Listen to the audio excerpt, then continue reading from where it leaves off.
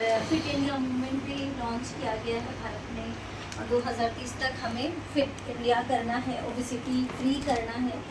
तो बेसिकली पोषण एक्चुअली सबके लिए ज़रूरी है, क्योंकि आज के हमारे भाग दौड़ वाले लाइफ में, क्योंकि जितने भी लोग यहाँ रिस्पेक्टेड लोग बैठे हैं, सबका वो जो लाइफस्टाइल है, काम करने का हैबिट है, सुबह उठना, उसके बाद अपने काम के लिए लग जाना और अपने काम में पूरा डेडिकेट होना, फिर रात को थक हार के घर पहुँचना, दिन भर अगर ब्रेकफास्ट करके भी निकले तो दिन भर जो डाइट रहा, फिर रात में अच्छे से परिवार के साथ बैठ के अगर मौका मिला तो जम के खाना और उसके बाद फिर आराम करना, फिर दूसरे दिन यही आना। तो ये हमारा जो कुछ समय से लाइफस्टाइल हो गया है, उसके साथ में जो हमारा स्क्रीन टाइम हो गया, सोशल मीडिया बहुत तेज़ी से बढ़ा है, इन सब की वजह से जो हमारा जो डाइट है, जो न्यूट्रिशन है और हमारा जो स्टेटस है, वो कहीं ना कहीं गड़बड़ाया है। ये हम लोग सब मानते हैं।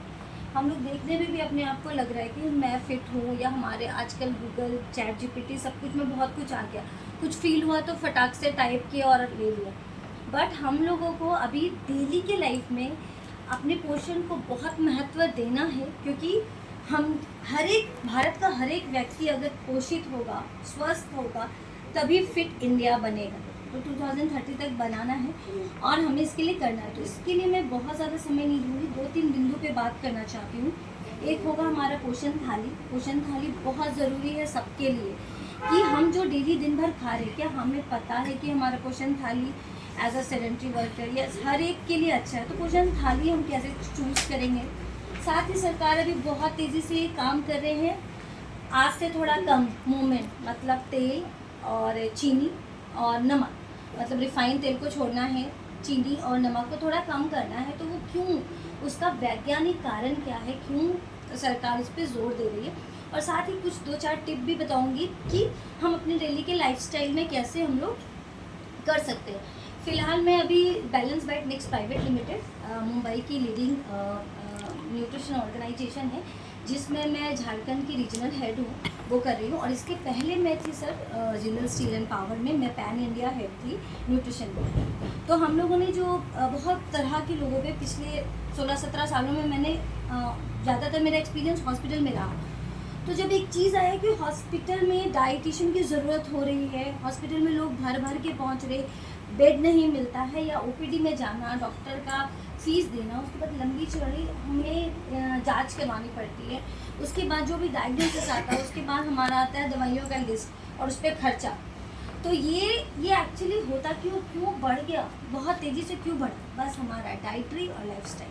क्योंकि अगर हम इस 2 बातों पे अपने आप को ढालेंगे और सही तरीके से करेंगे, तो शायद हमें डायबिटीज़, कार्डियक डिजीज़, हाइपरटेंशन, ये जो आजकल मुख्य हो गए हैं, उसके बाद आ गया आपका पीसीओडी, कैंसर, तो ये सब सारी चीज़ें लाइफस्टाइल और डाइटरी से कहीं ना कहीं जुड़ी है। तो हमें थोड़े से बदलाव अपने आप में खुद ही करना है। सबसे पहले पोषित थाली की बात करूँ तो NIN, national institute of nutrition के 2011 की गाइडलाइन के अनुसार पोषित थाली क्या होता है। जनरली हम लोग जो हमारा थाली होता है, उसमें हम लोग रोटी चावल का मात्रा ऑब्वियसली थोड़ा ज़्यादा होता है, सब्जी और दालों से, तो दाल सब्जी उसकी मात्रा में थोड़ी कम होती है। सलाद अगर कहीं पे हो नहीं भी हो तो चलेगा, है ना। और जो प्रोटीन, मतलब हम लोग उस थाली पे ध्यान नहीं देते, क्योंकि अपने को अगर भूख लगती है, सबसे इम्पॉर्टेंट चीज़ है, भूख लगी तो खाना खाएंगे, या अपने लिए टिफ़िन भी पैक करते हैं, तो हम लोग 2-3 रोटी होंगी, सब्ज़ी रोटी से कभी ज़्यादा शायद किसी की होती होगी, जनरली नहीं होती। दाल स्किप कर सकते हैं हम लोग, ये करते हैं। बट हमारा जो पोषित थाली है, 50% भाग हमारा हरी सब्जियों, मतलब जो मौसमी फल और सब्जियां हैं उसकी होनी चाहिए, यानी 50%। आधा थाली हमारा जो हमारे अभी मौसम के हिसाब से जो अवेलेबल है सब्जियां, वो सब्जी, और साथ में कुछ फल, मौसम के फल, चाहे वो फल पानी फल सिंघाड़ा ही हो, चाहे जामुन हो, तो जो फल हमारे पास अवेलेबल है वो होने चाहिए। 50% हमारे थाली में वो बहुत ज़रूरी है, क्योंकि हमें जो होता है ना, जो विटामिन्स और मिनरल्स मिलते हैं, और जो रोग प्रतिरोधक क्षमता होती है, और जो हम कार्य कर रहे हैं उसके लिए जो हमें वो जो इम्यूनिटी चाहिए, वो सारी चीज़ें इससे मिलती है। तो अगर हम इस चीज़ को, यानी कि अपनी थाली में कार्बोहाइड्रेट, जो अनाज की मात्रा को बढ़ा देंगे और सब्जी और फल की मात्रा को कम करेंगे, स्किप करेंगे, तो हमें तो ऊर्जा मिल जाएगा उससे, सीरियल से, लेकिन जो हमें जो रोग प्रतिरोधक क्षमता के लिए या जो हमारे जीवन शैली की जो हमें विटामिन और मिनरल्स चाहिए वो कहीं ना कहीं कमने लगेगा और धीरे धीरे हमारा इम्यूनिटी लेस होता जाएगा, स्ट्रांग नहीं रहेगा। तो अचानक क्या होगा, कभी भी कोई भी रोग जैसे कि कोविड आया तो ऑन दैट टाइम तब सब जागरूक हो जाते हैं कि हमें इतना हर्बल टी या काढ़ा इतना पीना है, तो उससे भी फिर साइड इफेक्ट होने लगे। तो बेहतर है कि हम अपनी थाली में, अभी की थाली में, तीनों टाइम की थाली में आपने अपने लिए उस थाली में 50% सब्जी और फल को जगह दें। उसके बाद आ जाता है 33%, 30 से 33% के आसपास का जगह है सीरियल्स के लिए, अनाज के लिए। अब सब्जियां तो फल तो मौसमी हो गए, अनाज में हम लोग क्या लेंगे, तो जनरली क्या लेते हैं, राइस रोटी। हमने अपने ज़िंदगी से मिलेट्स को भगा दिया या छोड़ दिया कहीं ना कहीं पीछे। तो जो हमारा ज्वार बाजरा, इसके लिए भी सरकार बहुत मूवमेंट चला ही रही है। तो ज्वार बाजरा रागी है ना, मकई, तो मिक्स मिलेट्स, इसको इस्तेमाल करें। दलिया, तो अनाज का मतलब सिर्फ नहीं हुआ कि भूख लगी तो सिर्फ हमने राइस ले लिया या रोटी ले लिया, ज़्यादा मात्रा में ले लिया, थोड़ी दाल सब्जी ली।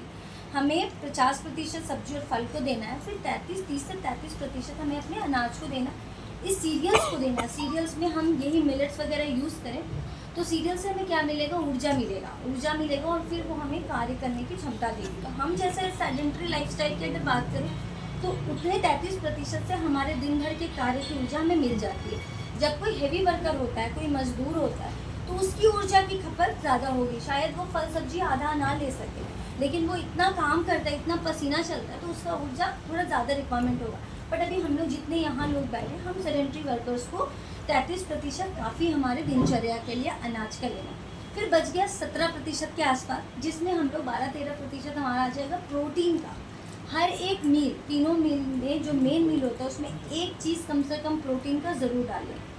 प्रोटीन हमारे जितने भी जो मरम्मत करने में काम आता है, साथ में हमारे ऊर्जा को सहयोग करता है कि हम जो अपने विटामिन मिनरल्स और ऊर्जा ले रहे हैं उसको सहयोग करता है कि पूरे अच्छे से। अब उसके लिए जो प्रोटीन आपको पसंद है, मतलब अगर आप वेजिटेरियन है, सोयाबीन, लोबिया है ना, मटर, ये सारी चीज़ें, दालें हर तरह की ये ले सकते हैं, अंडा ले सकते हैं, पनीर ले सकते हैं, दूध ले सकते हैं। नॉन वेजिटेरियन है तो चिकन फिश ले सकते हैं। मछली जब भी लीजिए तो बेक करके लीजिए, यानी तवे में हल्के तेल में सेक के लीजिए या ओवन में बेक करके लीजिए। ओवन नहीं है तो तवे में हल्के तेल में सेक लीजिए। मछली हमेशा डीप फ्राई वाला अच्छा लगता है, तला हुआ मछली टेस्टी लगेगा, बहुत सारा खा लेंगे। और मछली बहुत हेल्दी है, तो हमें लगा आज हमने तो बहुत सारा ओमेगा 3 फैटी एसिड ले लिया है ना, हमने तो हेल्दी खाया। बट जब डीप फ्राई करा तो मछली का अपना एक तेल होता है ओमेगा 3-6 फैटी एसिड, वो करते हैं। जब हमने डीप फ्राई करा तो वो डिस्ट्रॉय हो जाता है, वो ख़त्म हो जाता है। तो उसका कोई मतलब ही नहीं रहा। हम 3-4 भी ले लिए, हमें लगा आज से हमने 2 चपाती लिए, 4 फिश लिया है, हमने तो बड़ा हेल्दी खाया है, सलाद भी लिया, तो उसमें कुछ हेल्दी नहीं बचा आपके लिए। तो ये प्रोसेसिंग की जो तरीका होता है, यानी अगर तवे में हल्के तेल में सेकेंगे तो मछली अपने तेल से पकेगा और उसका जो ओमेगा 3-6 फैटी एसिड है उसको बरकरार रहेगा और वो मछली आपके हार्ट को हेल्दी रखेगा, है ना। तो उसके बाद आ जाता है जो 12-13% के बाद फिर 4-5% बच गया, जिसमें कुछ जगह हम लोग फैट्स को देते हैं। फैट्स में हम लोग कोशिश करेंगे हेल्दी फैट। क्यों हेल्दी फैट और अनहेल्दी फैट की भी बात हो रही है बहुत ज़्यादा, क्यों कहा जा रहा है कि नहीं लेना है रिफाइंड तेल, है ना, और हमें सरसों का तेल या घर का बना हुआ घी हम लोग ले सकते हैं। तो ये जो अच्छी फैट्स होती है, नट्स वगैरह में जो आलमंड, वॉलनट है ना, पिस्ता, इसमें जो फैट्स होती है, तो ये क्या होता है, हेल्दी फैट होता है। हेल्दी फैट क्या करता है, हमारे हार्ट को हाई डेंसिटी लाइपोप्रोटीन, HDL का नाम सुना होगा, कभी जांच वाच भी कराते हैं, है ना। तो HDL और LDL होता है। तो HDL का काम क्या होता है कि जितने भी शरीर में जो गुड फैट्स है ना उसको ले जाके हार्ट में देता है, छोड़ता है, ताकि हार्ट को रिलैक्स रहे और वहाँ से वो बैड फैट को निकालने में मदद करता है।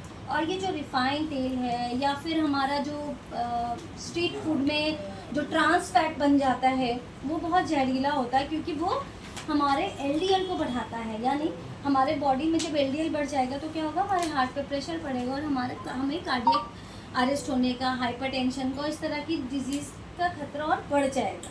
तो क्योंकि हम ले रहे हैं और चूज़ करें, बट ऐसा नहीं कि सोयाबीन ऑयल और रिफाइंड तेल कोई भी लेंगे तो वो नुकसानदायक है, बजाय इसके कि आप अपनी खाने में, पूरे परिवार के खाने में सरसों तेल या फिर घर का बना हुआ घी इस्तेमाल करें, तो ये आपके लिए अच्छा होगा। उसके बाद कुछ मात्रा में हमें जो प्रोटीन वाली चीज़ें, दही वगैरह ज़रूर रखें, और उसके बाद हम पानी कम से कम मिनिमम 8 से 10 ग्लास पानी हमें पीना है। तो ये हमारा हो गया पौष्टिक थाली। अब हो गया कि हम लोग क्यों जोर दे रहे हैं कि अभी हमें जो नमक है और चीनी है और तेल है इसको कम करना है, नहीं लेना, अपने लाइफ से हटा देना है। जिंदल स्टील में ना रिफाइंड तेल या चीनी जो है वाइट चीनी वो अलाउ ही नहीं है, गेट के अंदर जाता ही नहीं है, क्योंकि जो जिंदल स्टील के ऑनर है नवीन जिंदल, तो काफ़ी ज़्यादा हेल्थ कॉन्शियस, तो उन्होंने अपने एम्प्लॉय के फिटनेस के लिए काफ़ी कुछ करा है, तो वो अलाउ ही नहीं। अगर कोई चीनी लेके गया या कैंटीन में मिल गया तो वो उसी दिन नौकरी से निकाल दिया जाएगा। तो इतने स्ट्रिक्ट नहीं होना, तो हमें इतने स्ट्रिक्ट तो अपने आप में हम लाइफ में नहीं हो सकते, बट हम कोशिश कर सकते कैसे करके आज से थोड़ा थोड़ा कम करेंगे। हम लोग कैसे करेंगे कि जैसे चीनी लेने की आदत है, ऑब्वियसली चाय भी बिना चीनी के अच्छा नहीं लगता है, तो हम अगर कहीं चाय में 1 चम्मच ले रहे तो उसको 1 चम्मच से थोड़ा कम, एक बारी में आधा चम्मच मत कीजिए, 1 चम्मच से थोड़ा कम कीजिए, फिर आधा चम्मच कीजिए, फिर उससे कम कीजिए, तो धीरे धीरे ये आदत आएगी। और आज से ही निर्णय लीजिए कि आज से हम थोड़ा थोड़ा थोड़ा कम करेंगे। उसी तरह तेल जो होता है कि हमारे एक इंसान के लिए आधा किलो तेल पूरे महीने के लिए काफ़ी है, मतलब 3 से 4 चम्मच पूरे दिन के लिए, यानी एक टाइम का अगर खाना बन रहा है तो 1 चम्मच तेल लेना काफ़ी है, और उसमें बन जाएगा, बहुत अच्छा खाना बनेगा। आप ये ट्राई करें, एक बारी में नहीं होगा, फिर से थोड़ा थोड़ा, जैसे अगर हम लोग यूज़ कर रहे हैं पहले ही, अभी क्या करें, महीने का अगर आपके घर पे 2 किलो तेल की खपत हो रही है तो 10% कम कर दीजिए। इस महीने से जो आप राशन मंगवाएंगे उसमें 10% कम कीजिए और कम तेल मंगाइए। आदत लगी, उसी तेल में अपने को मैनेज करना है, फिर अगले महीने उसका 10%। तो ऐसे करते करते हम थोड़ा तेल कम करने की कोशिश करेंगे। और वो जो तला भुना, इससे क्यों बोला जा रहा है, क्योंकि जब हम लोग, मैंने पहले भी थोड़ी सी चर्चा आने से शुरू होने से पहले प्रोग्राम को किया था मैडम लोगों से, कि जब 25 से 35 जो अभी हम लोग जितने लोग यहाँ बैठे ना, इस वाले जो एज में ना क्या होता है, मेटाबॉलिज्म स्लो हो जाता है ना। इससे पहले वाले एज में जितना खाना पीना है, रसगुल्ला खाना है, क्योंकि हम लोग क्या करते हैं, बहुत एक्टिविटी होती रहती है, करियर का टाइम है, पढ़ाई का टाइम है, और जोरदार भूख लगती है, स्टूडेंट लाइफ होता है या करियर शुरू होता है। लेकिन जैसे करियर आ गया, सीट पे बैठ गया, सेडेंटरी लाइफस्टाइल शुरू हो गया, फिर कहाँ से वो मेटाबॉलिज्म तो स्लो हो गया। और ये है लाइफ साइकिल। जैसे हमारे, जब हम लोग छोटे बच्चे होते हैं, जब बच्चा जन्म लेता है तो उसके लिए अलग खिलौने होते हैं ना। जब बच्चा 6 महीने का होता है तो अलग होता है, फिर झुनझुना आता है, हर तरह का। तो उस एज के हिसाब से जैसे हम लोग खिलौना देते हैं, अभी हम लोग क्या बैठ करके झुनझुना झुनाएंगे, अच्छा नहीं लग रहा है, नहीं करेंगे ना। तो सेम वैसे ही डाइट भी है हमारे लिए। हम लोग जैसे जैसे एज में आता है हमारा डाइट चेंज, हमें बचपन में मीठा पसंद था, लेकिन वही मीठा हम क्या 35 साल की उम्र में ले पाएंगे? हमारा शरीर झेल पाएगा? मोटा हो जाएंगे, बहुत ज़्यादा ओबीस हो जाएंगे, होगा क्या? हमारे एज है अगर 25 साल, तो हार्ट का एज भी 25 होना चाहिए। लेकिन क्योंकि हमने क्या करा है, बड़ा अपने ज़बान से और टेस्ट से बड़ा प्यार है, तो हम लोगों ने बड़ा कुछ खा करके और हार्ट को प्रेशर दे दिया, वो पंप कर रहा है 40 साल जितना, है ना। तो अब 25 साल का उसका काम है, पर वो हो गया अब 40 साल का, तो हम उसको अगर एज से पहले ही बड़ा कर देंगे तो ऑब्वियस है 35-40 साल जब हमारा होगा तब हम लोग तो पहुँचेंगे ही ना कार्डियक अरेस्ट में, हाइपरटेंशन, किडनी डिजीज़। तो इस तरह का मोटापा जो है वो बहुत खतरनाक चीज़ है। इसी वजह से 25 से 35 साल का जो उम्र है उसमें हमें कोशिश करना है कि हम वो खाना नहीं लें जो बचपन का खाना है। बहुत सारी मिठाइयाँ, हम लोग कुछ भी पचा लेते थे, कॉलेज से निकलते हैं तो बहुत सारा चाट फुचका पचा लेते थे उस टाइम, बट अभी नहीं है। तो हमें इसलिए अपने आप को थोड़े से बदलाव हमारे ज़िंदगी में करने होंगे खान पान के लिए, है ना। तो ये हो गया। फाइबर बहुत ज़्यादा है, फाइबर बहुत इंपॉर्टेंट चीज़ है। रेशा फाइबर किस में होता है? सैलेड में होता है, हर तरह। फ्रूट्स हो गया, फल हो गया, तो बहुत अच्छा रहता है। हम क्या करते हैं जनरली जो सिलेक्शन करते हैं, जूसेस ले लिया है ना, बहुत सारा चीनी वाला ड्रिंक ले लिया है। अभी भी आप लोग बहुत सारा कैलोरी ले रहे हैं इस वाले अमूल नहीं, अभी आप पी ले, इसके बाद ये मैं देख रही कि हमें बहुत एनर्जी मिल रहा है।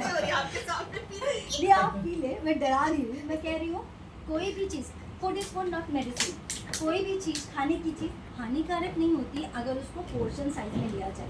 आपने अभी ले लिया, पूरे दिन बहुत सारा पानी पी लीजिए, वो जीरा और सौंफ वाला हर्बल टी पी लीजिए, बहुत अपने खाने में थोड़ी चीज़ मिनिमाइज़ करके, चावल और रोटी को थोड़ा कम करके, इसके ऑल्टरनेट में बहुत सारे फाइबर डाल लीजिए। फाइबर मतलब जो फल पूरा साबुत खा रहे, ये लोबिया, राजमा, या फिर डायरेक्ट खीरा, ककड़ी, जो भी हमें मिल रहा है भी, तो उसमें क्या हो गया, रेशा होता है, रफेज होता है, वो उसी को कहते हैं फाइबर। वो फाइबर का काम क्या है, वो फाइबर हम लेते हैं तो वो भी नहीं पचता है, वो पचता नहीं है, बट उसका काम होता है जब हम लेंगे तो अपने साथ वो सारी चीज़ों को निचोड़ता है और अपने आप को पचाने के लिए लड़ता है अंदर। और क्या करता है, जो हम लोग पानी पिए ना, ये पानी को वो एब्जॉर्ब करता है, एब्जॉर्ब करके पहले वो ड्राई होता है, फिर वो रेशा रेशा हो जाता है। जैसे आप समझ सकते हैं कि अगर आप एक टिश्यू पेपर है, पानी गिरा देंगे, उस टिश्यू पेपर में आप अगर पानी में टिश्यू पेपर डालें तो सॉफ्ट सॉफ्ट हो जाता है ना, तो सेम ऐसे ही जब अंदर जाता है तो वो सॉफ्ट होता है, रेशेदार हो जाता है, और वो फिर हमारे सारे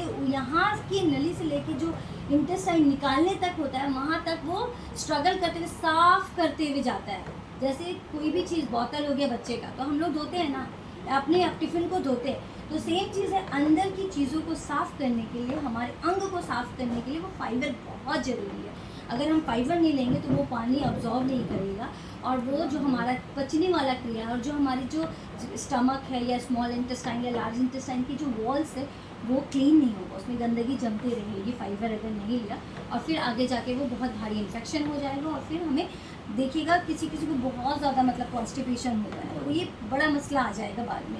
और जब, क्योंकि पचेगा ही नहीं, जो हम खाना खा रहे हैं, खा तो हेल्दी रहे, लेकिन क्योंकि वो पच नहीं रहा, तो फिर क्या होना है, वो चीज़ें हमारे शरीर में लगनी नहीं है, फिर हमें लगेगा मैं तो बहुत हेल्दी लेती हूँ, या मैं तो कम खाना खाती हूँ, फिर मैं क्यों ओबीज हूँ, मैं क्यों दुबली हूँ, या मेरा डायबिटीज़ क्यों नहीं कंट्रोल हो रहा है, राइट। तो नहीं, ये फैक्ट है मैडम। तो फाइबर अपने डाइट में ऐड करेंगे, बहुत ज़्यादा ज़रूरी है। तो ये इस तरह की कुछ टिप्स ले, तेल मसाला को कम करिए, पानी अच्छे से लीजिए, और थाली अपना सिलेक्शन ऐसे ही जैसे बताया गया वैसे अगर करें तो हम लोग फिट इंडिया में अपना थोड़ा कंट्रीब्यूशन ज़रूर दे सकते हो। और बहुत सारी चीज़ें ऑल्टरनेट है, चीनी का ऑल्टरनेट है, अगर कम करना है तो हम गुड़ के साथ फ़िलहाल सहयोग करके करवा सकते हैं। गुड़ भी गन्ने का बना है, बट गुड़ में थोड़े न्यूट्रिशन भी मौजूद होते हैं, तो चीनी से बेहतर है। ये नहीं कि गुड़ अच्छा है बट चीनी से बेहतर है, तो ऑल्टरनेट के लिए हम गुड़ का इस्तेमाल कर सकते हैं। तो इस तरह के छोटे छोटे बदलाव से हम अपने आप को स्वस्थ रख सकते हैं, ठीक है। तो इसको आज से ही करें ताकि हमारा यहाँ मिलना थोड़ा सफल हो। धन्यवाद सबको, थैंक यू।